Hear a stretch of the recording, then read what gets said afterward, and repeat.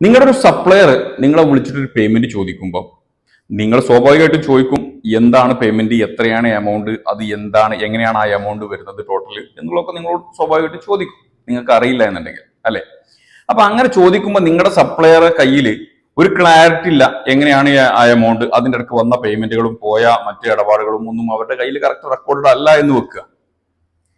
അങ്ങനെയാണെങ്കിൽ നിങ്ങൾക്ക് ആ പേയ്മെന്റ് കൊടുക്കാൻ പ്രയാസമായിരിക്കും.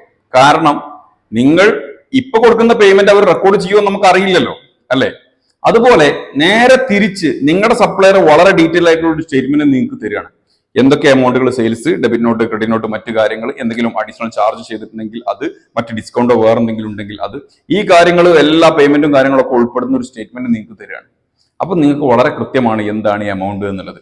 അപ്പൊ അങ്ങനത്തെ ഒരു കേസിൽ നിങ്ങൾ പേയ്മെന്റ് കൊടുക്കാൻ സാധ്യത കൂടുതലായിരിക്കും. നിങ്ങൾക്ക് അതിൽ കൺഫ്യൂഷൻ ഒന്നുമില്ല, ആ പേയ്മെന്റിന്റെ എമൗണ്ടിൽ എന്തായാലും നിങ്ങൾക്ക് കൺഫ്യൂഷൻ ഒന്നുമില്ല, ഇല്ലേ, അതല്ലേ.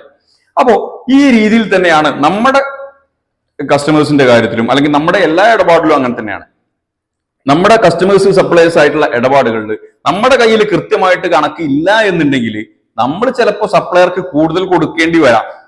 ചിലപ്പോൾ നമ്മൾക്ക് കസ്റ്റമറുടെ കയ്യിൽ നിന്ന് കൃത്യമായിട്ട് കിട്ടേണ്ട എമൗണ്ട് കിട്ടാതെയും വരാം. അപ്പോൾ കൃത്യമായിട്ടുള്ള കണക്ക് സൂക്ഷിക്കുകയാണ് എന്നുണ്ടെങ്കിൽ, കൃത്യമായിട്ടുള്ള രീതിയിൽ അക്കൗണ്ട്സ്, റിസീവബിൾസ്, പേയബിൾസ് എപ്പോഴും നമ്മൾ വളരെ കൃത്യമായിരിക്കണം. അതല്ല എന്നുണ്ടെങ്കിൽ നമുക്ക് സപ്ലയേഴ്സുമായിട്ടുള്ള, കസ്റ്റമേഴ്സുമായിട്ടുള്ള കമ്മ്യൂണിക്കേഷൻ പോലും നമുക്ക് വലിയ പ്രയാസമായിരിക്കും.